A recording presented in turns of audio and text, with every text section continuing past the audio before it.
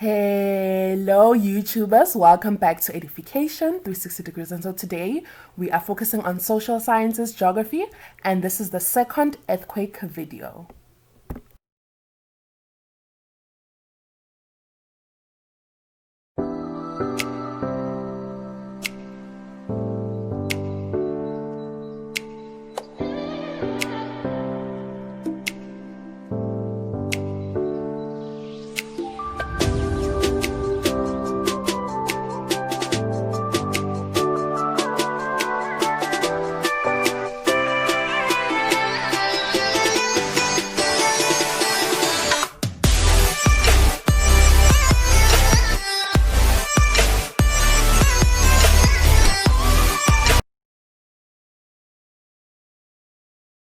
On this second earthquake video, we focus on the following.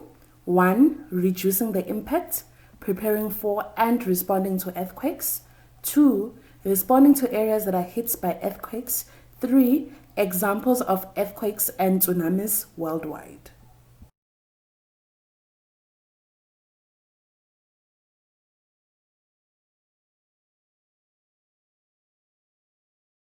Reducing the impact, preparing for and responding to earthquakes. People can reduce the impact of earthquakes in areas where earthquakes often occur, and there are ways of doing this. Firstly, stronger buildings. Secondly, warning systems. Thirdly, emergency plans. Fourthly, training rescue workers.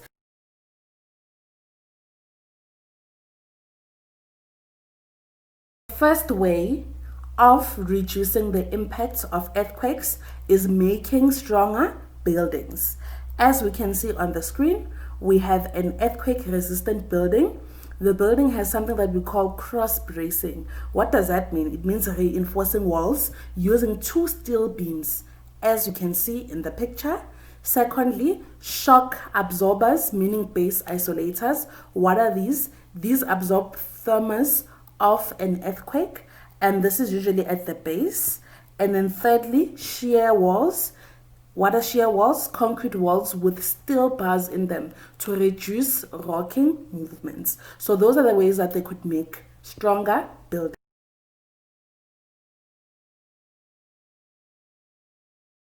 The second way of reducing the impact of an earthquake is developing earthquake and tsunami warning systems.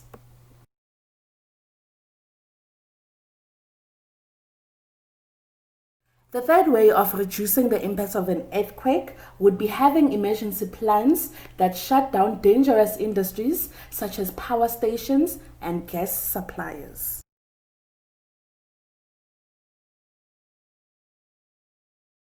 The fourth way of reducing the impact of an earthquake would be training rescue workers that would assist in helping survivors of an earthquake.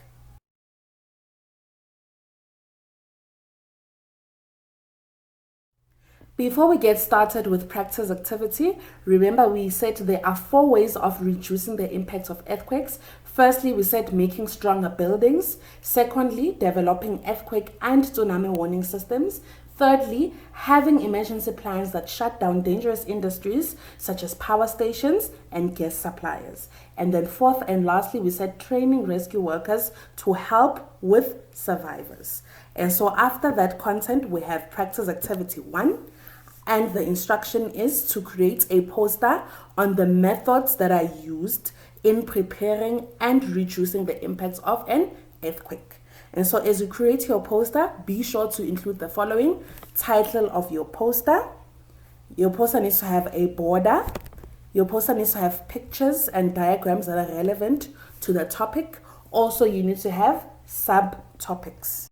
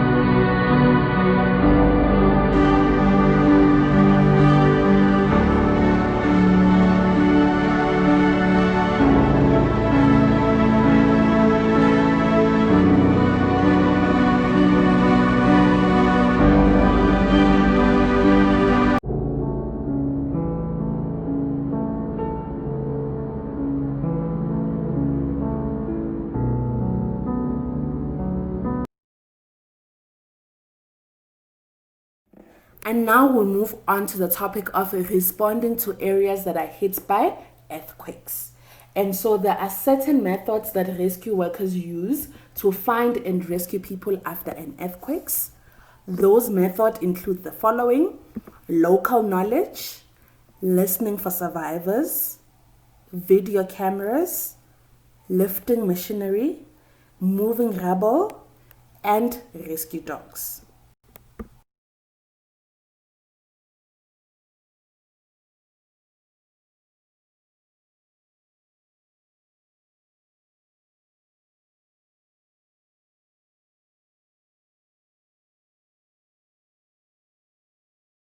The first method that rescue workers use to find and rescue people after an earthquake is local knowledge. Local people know more about the area than the rescue workers, and so they can tell the rescue teams where to find survivors.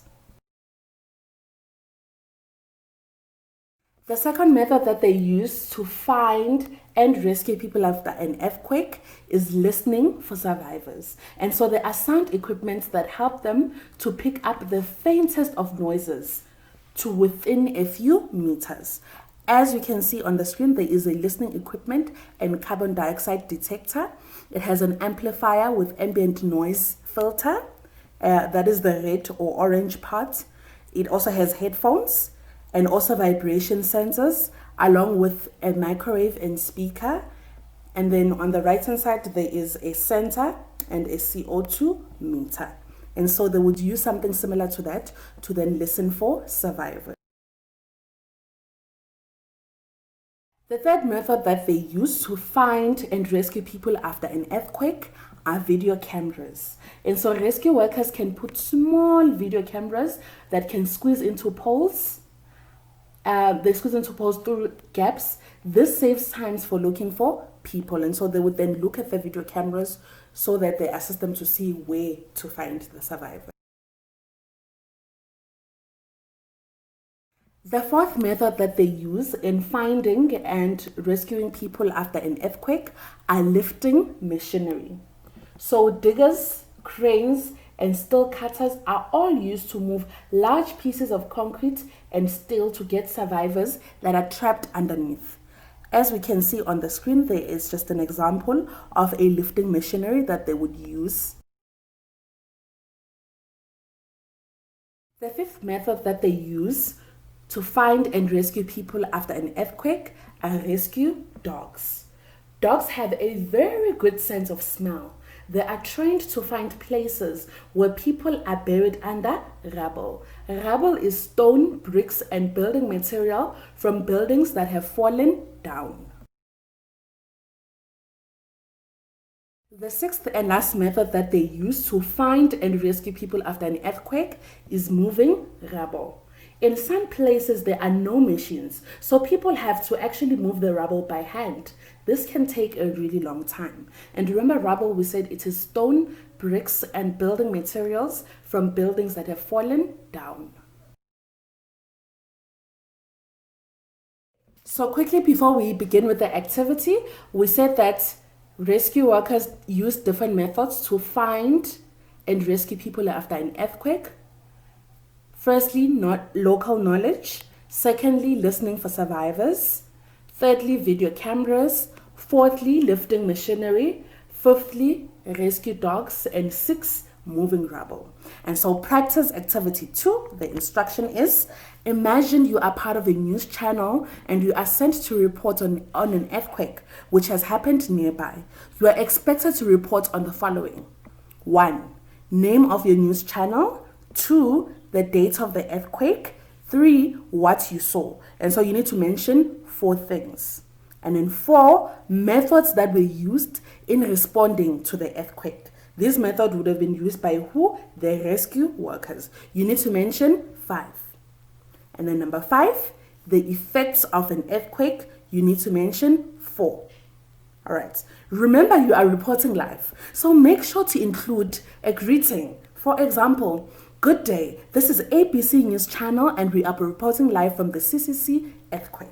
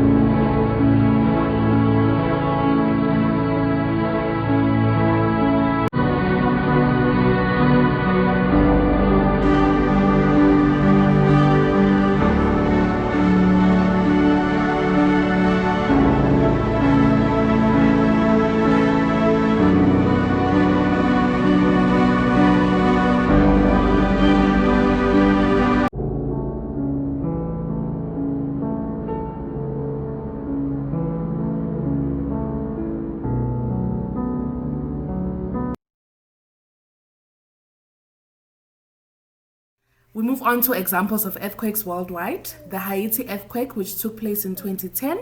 The New Zealand earthquake, which took place in 2011. The Japanese earthquake and tsunami, which took place in 2011. All these earthquakes had different effects, such as there were people who died, other people were injured, buildings collapsed, water was polluted, people got trapped under buildings, roads and vehicles were damaged.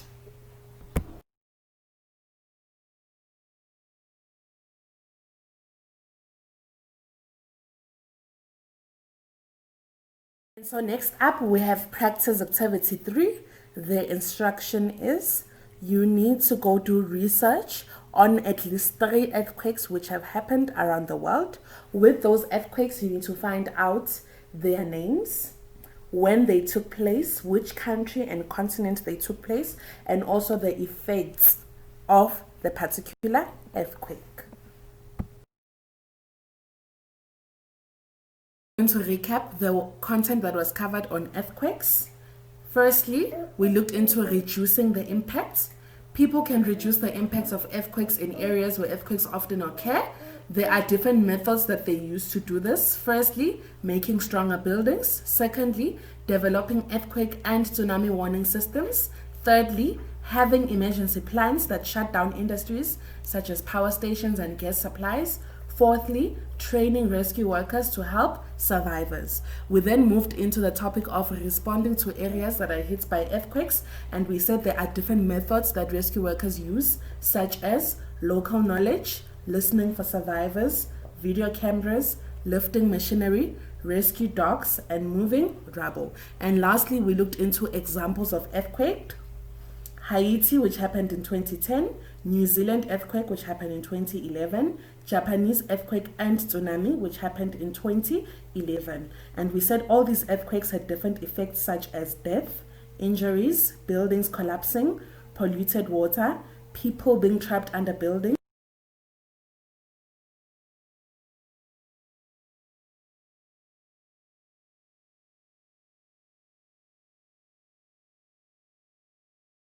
Thank you so much for joining us today as we're discussing earthquakes. This was the second earthquake video. We are available on Facebook, Instagram, YouTube, Gmail, and WhatsApp. So really, if you have any questions or would like to engage with us, we are available on those platforms. Please be sure to subscribe. Be sure to share with others. And remember, knowledge is power.